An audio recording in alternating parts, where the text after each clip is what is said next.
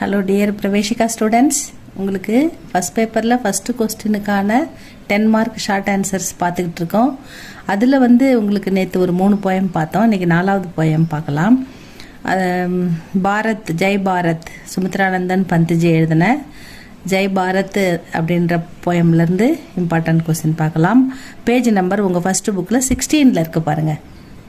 16 okay, लास्टा इருக்கு பாருங்க. निम्नलिखित प्रश्नों के उत्तर एक या दो वाक्यों में लिखिए. 1 or 2 one word answer. Bharat பூமி கே கௌரவ் பால் क्या है? நம்ம பாரத நாட்டுடைய கௌரவமான விஷயம் எதுன்னு கேட்குறாங்க. பாரத் பூமி கே கௌரவ் பால் உஜ்ஜவல் ஹிமாலய ஜொலிக்கும் இமயமலை, அதாவது பிரகாசிக்கும் இமயமலை. நம்முடைய இமயமலை தான் நம்முடைய நாட்டின் கௌரவமான விஷயம் அப்படின்னு சொல்கிறாங்க. பாரத் பூமி கே கௌரவ் பால் क्या है?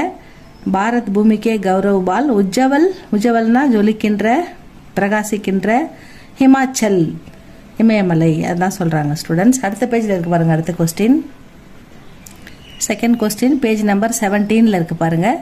பந்த்ஜி பாரத் மாதா K Hriday hour K Roop மே கிசே மான்தே ஹை? அதாவது பாரத தாயின் இதயத்தில் ஹாரமாக தொங்குற விஷயம் எது? ஹார்னா மாலையாக தொங்குறது எது அப்படின்னு கேட்குறாங்க. எது மாலையாக இருக்குது பாரத மாதாவுக்கு அப்படின்னு கேட்குறாங்க.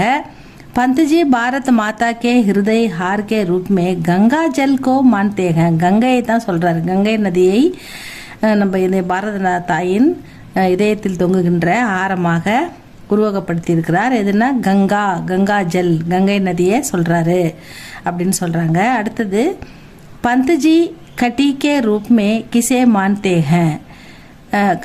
கட்டி அப்படின்னா பாரத தாயின் இடுப்பாக எதை கூறுகிறார் அப்படின்னு கேட்குறாங்க. பந்த்ஜி கட்டி கே ரூப் மே கிசே மான்தே ஹை? பாரத தாயின் இடுப்பாக எது? இப்போ பாரத தாயின் இதயம் தூய்மையானது. கங்கை நதி இதயத்திலிருந்து கங்கை வருதுன்னு சொல்லிட்டாரு. இதயத்தை கங்கை நதியோடு ஒப்பிட்டார் மேலே. அதுக்கப்புறம் இதயத்தில் தொங்குற ஒரு மாலையாக கங்கை நதியை சொன்னார். இப்போ இப்போ கட்டி இடுப்பு எது அப்படின்னு சொல்கிறார். பாரத தாயின் இடுப்பு எதுன்னா விந்தியாச்சல் கோ மான்தே ஹை? பந்த்ஜி கட்டி கே ரூப் மே விந்தியாச்சல்ன்றது தூய்மையான நதி. அந்த நதியை தான் நம்ம பாரத தாயின் இடுப்பாக கவிஞர் கூறுகிறார். பந்த்ஜி கட்டி கே ரூப் மே விந்தியாச்சல் கோ மான்தே ஹை? விந்தியாச்சல்ன்றது நதியை சொல்கிறாரு, புனித நதி, அதை தான் கூறுகிறார். அடுத்தது இந்த கொஸ்டின் இம்பார்ட்டன்ட் இல்லை, இது வேணாம் விட்டுருங்க. அடுத்து பந்த்ஜி 5வது பாருங்க.